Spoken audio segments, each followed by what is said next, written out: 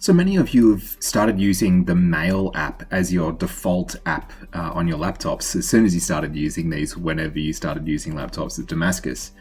But what we've found is that most of you using the Mail app is actually causing some other problems, especially around getting notifications. We've even had some kids, or some of my students have told me that they're not actually getting any emails at all. And if they do, they're not coming through for a couple of days. That's obviously a huge problem when it comes to getting information quickly, especially with remote learning at the moment, but just in general, it's obviously a pretty big issue through. So the big fix to this is to use Outlook instead of Mail. Really easy to do. So all we need to do is come up here, we'll close this for a moment, come down here to the search bar and just type in Outlook.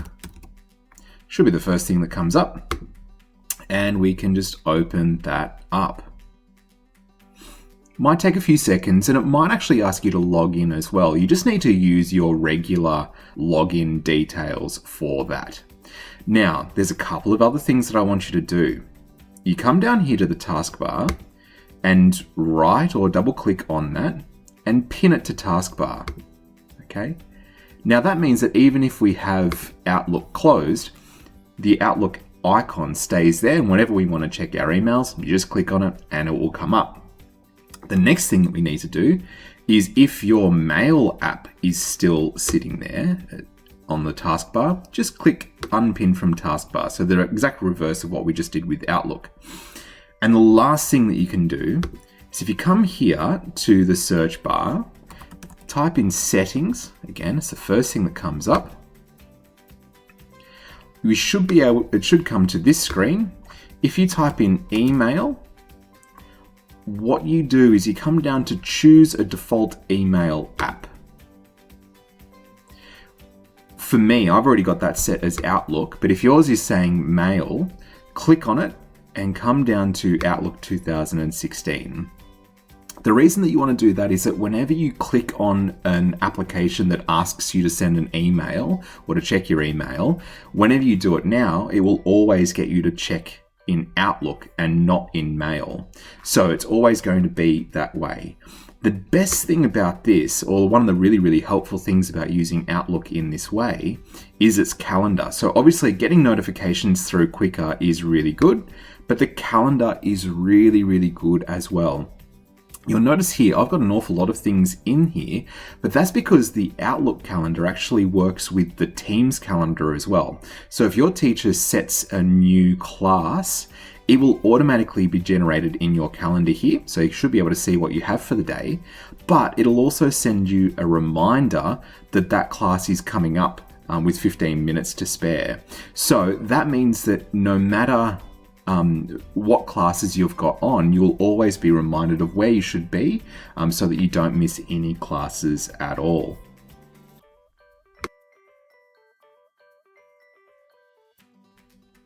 The next thing that I wanted to show you is about how to respond to posts that your teachers put into Teams. So one of the things that you would notice is that teachers have to mark the role in every class during remote learning, and they're going to ask you to do that in a couple of different ways. The most common ones, if you're responding to a post, is to reply, react, or to start a new post. So let's have a look at this one. This is an announcement I made on Wednesday the 13th. And what I said here is that we weren't going to have a chat, but I'll mark the role by you guys replying to this announcement and giving a one-word description of how your day will be. So you can see that I got 16 or like a whole bunch of replies from different students, which is exactly what I wanted people to do. Because what they did is they saw this button down here to hit reply and type in whatever their response was going to be. However, what happens is that sometimes that reply button is really close to this start a new conversation. And what that does is it actually gets people to create a new post. And what happens is that sometimes the original post kind of gets buried underneath there. So a couple of things I want you to understand. If it's asked for you to reply to it, make sure you look for that reply button. Don't start a new conversation, but hit reply. Sometimes though, I'll ask my students to react. if they're going to react, if you hover over the original post, you'll see that these 6 reactions come up.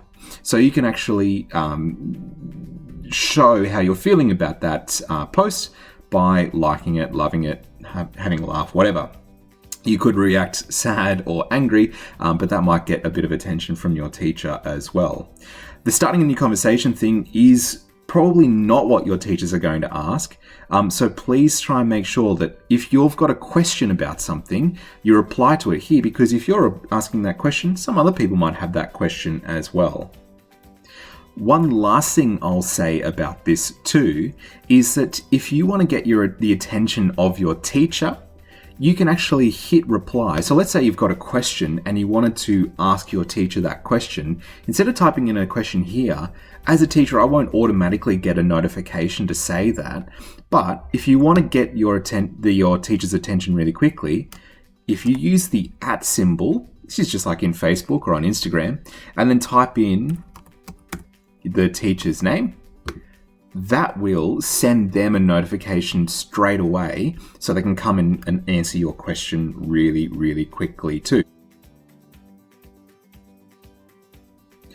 And look, one last thing that I want to show you today is how to see more of a post. Sometimes what happens is that I'm getting questions from students about things that I've already put into the lesson announcement, but I think that it's because they haven't actually seen all of it. So let's have a look at this post. It's from the 28th of July with my Year 12s.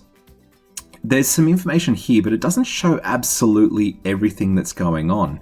But you'll notice there's a small option here to see more. If you click on that, it actually shows you absolutely everything to do with that announcement. So sometimes you'll need to click on the show more to see all of the details of that particular lesson.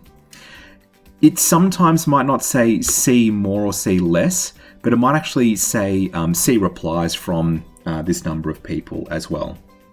The other thing that you could possibly do too, if you're looking for a particular file, let's say that your assessment is being posted to an announcement somewhere, instead of trying to scroll through all of this and find the right announcement that has that file, everything that is posted to an announcement automatically goes into the files here.